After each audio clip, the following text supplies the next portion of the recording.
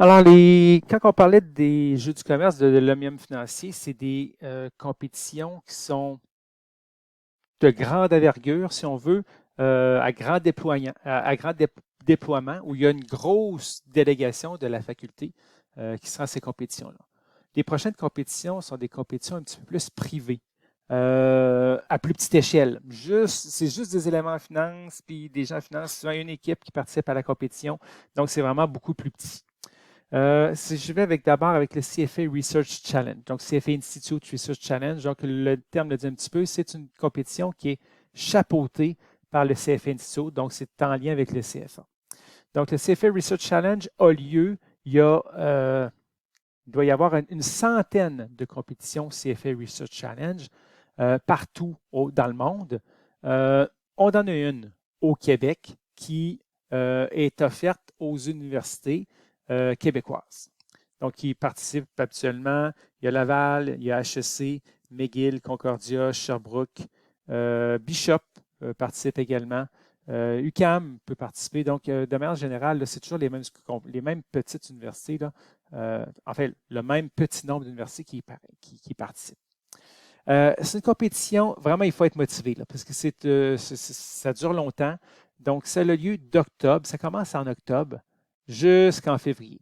Et ça peut même aller plus loin si jamais vous finissez premier. Là, vous pouvez vous rendre là, à la finale américaine aux États-Unis au mois de mars ou avril, là, dépendant des années, si jamais vous finissez premier. Donc, qu'est-ce qui se passe? C'est l'évaluation. Donc, cette compétition-là, vous devez évaluer l'action d'une compagnie québécoise. À chaque année, c'est toujours une compagnie québécoise que vous devez analyser. Puis vraiment, il faut vraiment l'analyser au complet. Là. Je vais vous parler du déroulement.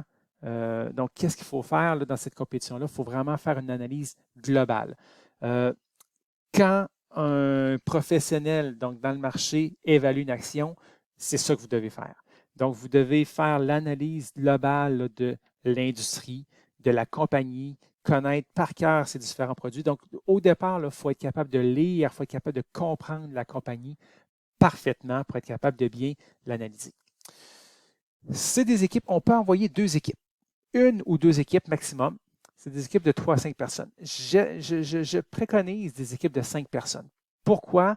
C'est une compétition qui dure longtemps et il y a souvent du monde qui tombe en cours de route. Donc, si on est une équipe de 3 personnes, il y a une personne qui tombe, on est rendu 2, l'équipe est plus valable et plus valide. Donc, j'aime bien des équipes au moins de 4 ou 5 personnes là, pour pouvoir y participer. Ça peut être du premier cycle, deuxième cycle, tout mélangé, ça n'a pas d'importance. Donc, moi, je fais des équipes avec les gens qui sont intéressés. Donc, on veut présenter une équipe ou 2 équipes. Les frais sont pas mal tous payés par la faculté. Pas grand-chose à payer pour les participants pour cette compétition-là. Tout se fait en anglais. Donc, je vais vous dire un petit peu comment ça fonctionne, mais tout doit être en anglais. Tout ce que vous recevez est en anglais et tout ce que vous allez devoir fournir va être aussi en anglais. Donc, le déroulement de cette compétition-là, donc quand je dis que ça commence en octobre, au mois d'octobre, on reçoit d'abord le nom de la compagnie. Donc, une fois qu'on connaît la compagnie, vous pouvez déjà commencer à lire le rapport annuel de la compagnie pour être capable de comprendre la compagnie au maximum. Il y a ce qu'on appelle l'analyse D, la journée de l'analyse. Ça, c'est une rencontre qui a lieu à Montréal un vendredi où, dans les dernières années, là, on a envoyé nos équipes en train. Donc, on vous met dans un train, les 5 personnes de l'équipe, vous montez à Montréal, il y a un petit dîner qui est offert et dans l'après-midi, vous avez la journée de l'analyste. Donc, la journée de l'analyste, c'est le CFO, le CEO de la compagnie qui vient parler de la compagnie. Donc, il vient de parler de la compagnie, les grandes lignes, et les grandes tendances, les projets, tout ça. Puis, vous avez la possibilité de poser vos questions. Puis ensuite, à la fin de la journée, bien, vous revenez en train à Québec, tout simplement. Donc, et ça, tout ça est payé par la faculté. Donc, si vous prenez les voitures ou si vous prenez le train, bien, c'est tout défrayé par la faculté. Donc, vous avez des informations.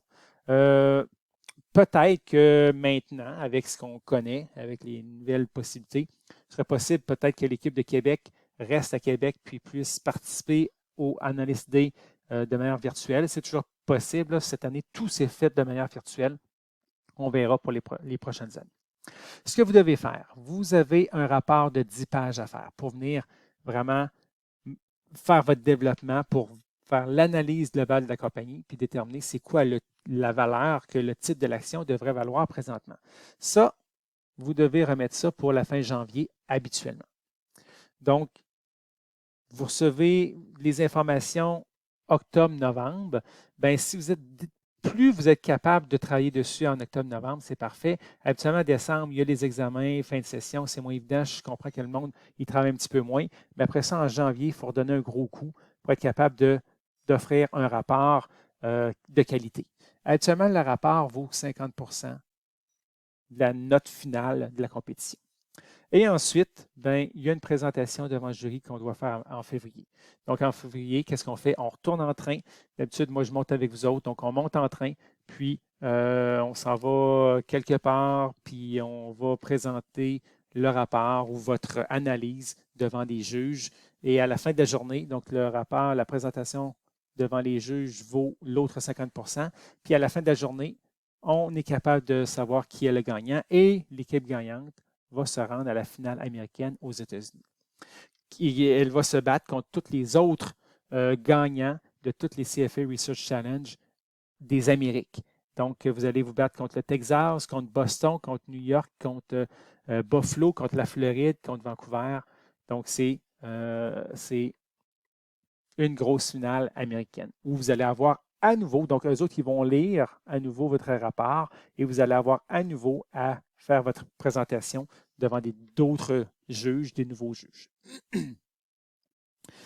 L'encadrement de cette compétition-là, donc évidemment, au départ, donc vous avez droit, les règlements de la compétition, là, vous avez droit à un mentor académique et cette personne-là a droit de donner 10 heures. Et vous avez droit à un mentor professionnel qui, lui, a droit de donner 6 heures. Donc, le mentor académique, habituellement, c'est moi.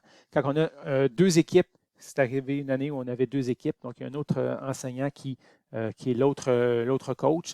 Puis on a des mentors professionnels là, avec qui on travaille habituellement, avec qui vous allez avoir des rencontres, une, deux, trois rencontres, avec qui vous allez pouvoir communiquer si jamais vous avez des questions au niveau de votre rapport. Pour ma part, moi, bon, oui, je suis présent dans la partie du rapport, mais je suis aussi très présent là, pour la présentation devant le jury. Donc, entre la fin janvier, à partir de fin janvier que le rapport est fait, là, on va se pratiquer 2, 3, 4 fois là, sur les heures de dîner pour s'assurer que votre présentation est fluide, est complète, puis qu'il n'y ait pas de pépins, puis que je puisse vous challenger un petit peu avec des questions. Donc, ça a lieu, c'est pas mal ça, la compétition. Donc, c'est vraiment du solide, là. C'est vraiment du solide. Cette compétition-là aussi peut donner droit à un cours crédité. Évidemment, il faut s'assurer que vous mettez du temps puis que vous faites partie de l'équipe de manière intéressée là, et pas juste comme passager, là, mais vous pouvez vous faire créditer un cours à la limite pour cette compétition-là également. Je vous ai mis le lien ici en bas, ceux qui veulent en savoir un petit peu plus, donc le Safe Institute Research Challenge. Donc, vous avez une vidéo qui l'explique, c'est quoi, donc qu'est-ce que c'est, comment ça fonctionne, les différents liens, où est-ce que au niveau des règlements, la cédule de compétition, et tout, donc on vous donne un petit peu comment ça fonctionne. Au début de la session, moi, je peux vous donner des anciens rapports des équipes qui ont gagné la finale mondiale pour voir un petit peu comment doit être présenté un rapport et tout ça, pour vous donner une idée. Mais il faut vraiment bien connaître la compagnie, là. Au départ, il faut vraiment faire un gros travail de lecture et de recherche au niveau de la compagnie. Donc, grosse compétition, mais encore une fois très intéressante et qui peut apporter beaucoup. Donc, pour ceux qui sont intéressés à la job d'analyste financier, donc equity analyst, donc un analyste au niveau des actions, comment ça fonctionne. Les gens du fonds alpha, c'est un petit peu ce qu'ils font. Je dirais peut-être à plus petite échelle, mais ceux qui veulent vraiment là, se dépasser dans ce domaine-là, c'est vraiment une belle compétition dans laquelle participer.